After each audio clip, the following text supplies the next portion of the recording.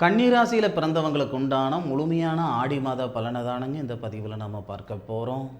ஆடி மாதத்தில் வரக்கூடிய கோச்சார கிரக அமைப்புகளால் கன்னிராசியில் பிறந்தவங்களுடைய வாழ்க்கையிலையும் வாழ்வாதாரத்திலையும் எந்த மாதிரியான மாற்றங்கள் வரப்போகுதுன்றது பற்றி தானுங்க ஆதாரபூர்வமாக வேதகால முறையில் துல்லியமாக இந்த பதிவில் நம்ம பார்க்க போகிறோம்.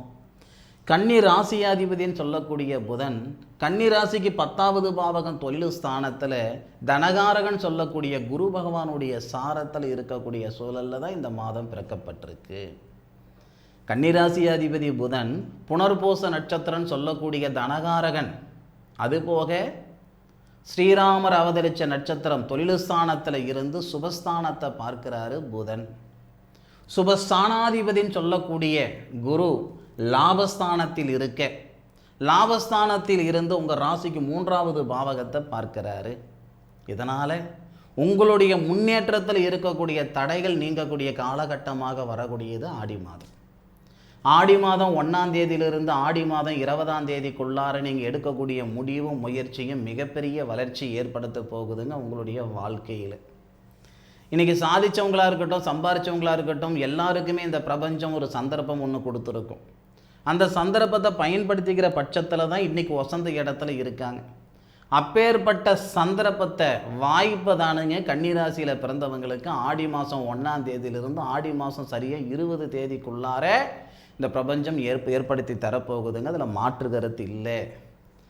ஆடி மாதம் 20 தேதிக்கு மேற்கொண்டு கூட உங்கள் ராசியாதிபதின்னு சொல்லக்கூடிய புதன் லாபஸ்தானத்தில் தான் வராரு. இன்னும் சிறப்பாக தான் இருக்குது. ஆனால் 20 தேதிக்குள்ளார உங்களுடைய வாழ்க்கையில் இருக்கக்கூடிய வளர்ச்சிக்கு உண்டான சங்கடங்கள் நீங்க போகுது.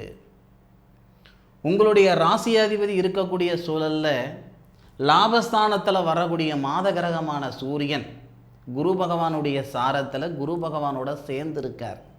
அப்போது உங்களுடைய ராசிக்கு புத்திரஸ்தானம் சொல்லக்கூடிய 5வது பாவகத்தை பார்க்கறதுனால ஐன சுகஸ்தானாதிபதி தான் சூரியன்.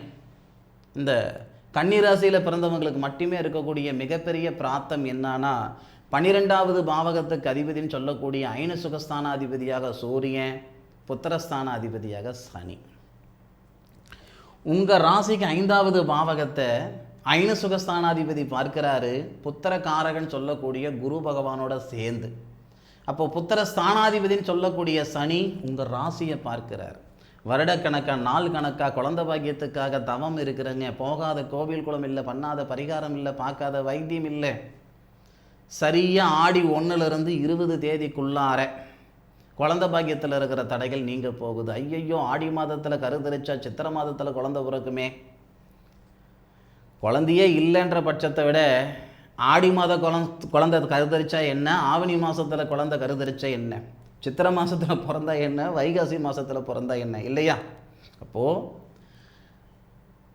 வருடக்கணக்காக நாள் கணக்காக மாத கணக்காக தவம் இருக்கக்கூடிய இந்த கன்னிராசியில் பிறந்தவங்க குழந்தை பாக்கியத்துக்காக இந்த நாட்களில் குழந்தை பாக்கியத்தில் இருக்கிற சங்கடங்கள் முழுமையாக சரியாகிறதுக்கு வாய்ப்புகள் உண்டு. இந்த சந்தர்ப்பம் மிஸ் பண்ணிங்கன்னா மீண்டும் 12 வருஷம் ஆகும். அப்படின்னா இன்னும் 12 வருஷம் கழித்து தான் கன்னிராசியில் பிறந்தவங்க குழந்தை பெற்றுக்கணுமா சார்? அப்படி சொல்ல வரல. இது மிக சிறந்த ஒரு தருணமாக இருக்குங்க. எப்போவுமே போகிற தண்ணியில் நாம் நீச்சல் அடிச்சுட்டு போகிறது ஒரு புறம், எதிர்நீச்சல் அடிக்கிறது ஒரு புறம்.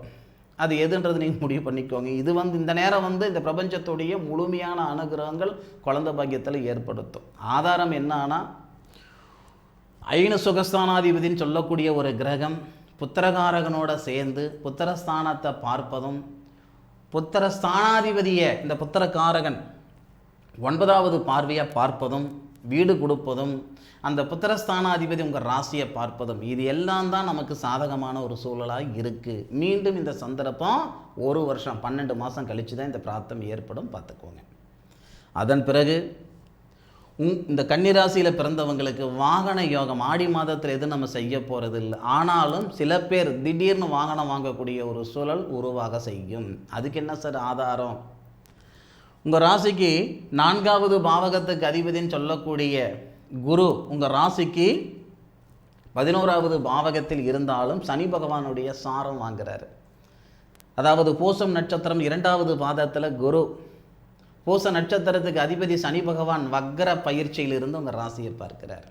அதுபோக செவ்வாய் உங்கள் ராசிக்கு 4வது பாவகத்தில் சரியாக நமக்கு 17ஆம் தேதியிலிருந்து, சார் எந்த தேதியிலிருந்து இது நடக்கும் சார் அப்படின்னா, இந்த கன்னி ராசியில் பிறந்தவங்க 17ஆம் தேதியிலிருந்து 32 தேதிக்குள்ளார வாகனம் வாங்குறதுக்கான பிராப்தம் உண்டு, வாகன யோகம். அதே மாதிரி சில பேருக்கு இந்த பொருளாதார ரீதியாக ஒரு சிலர் சங்கடங்கள் இருந்துக்கிட்டு இருக்கும். அந்த சுக்கிரன் தனஸ்தானாதிபதினு சொல்லக்கூடிய சுக்கிரன் உங்கள் ராசிக்கு வந்துடுறாரு. என்னைக்குன்னா 16ஆம் தேதி வந்துடுறாரு. இந்த தனத்துக்கு அதிபதி சுக்கிரன் உங்கள் ராசிக்கு வந்துடுறாரு. அப்போ உங்கள் ராசியில் இருக்கக்கூடிய தனஸ்தானாதிபதியை இந்த செவ்வாய் சரியாக நமக்கு 17ஆம் தேதியிலிருந்து பார்க்க செய்வார், உங்கள் ராசியில் இருக்கக்கூடிய சுக்கிரனை. இதனால் அந்த பொருளாதார ரீதியாக இருக்கிற சங்கடங்களும் இந்த நேரத்தில் சரியாகிறதுக்கான வாய்ப்புகள் ஏற்படும். அதில் மாற்று கருத்து இல்லை. ஏற்கனவே நமக்கு சனி பகவானுடைய வக்கர பயிற்சி காலகட்டத்தில் நிறைய விஷயங்கள் நம்ம பார்த்துருக்கோம் கன்னி ராசியில் பிறந்தவங்களுக்கு.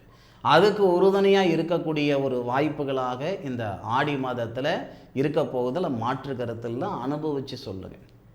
எத்தனையோ பேருக்கு படித்த படிப்புக்கும் செய்கிற வேலைக்கும் சம்மதம் இல்லாமல் நான் இருந்துக்கிட்டு இருக்கிறேனுங்க நீங்கள் சொல்லலாம்.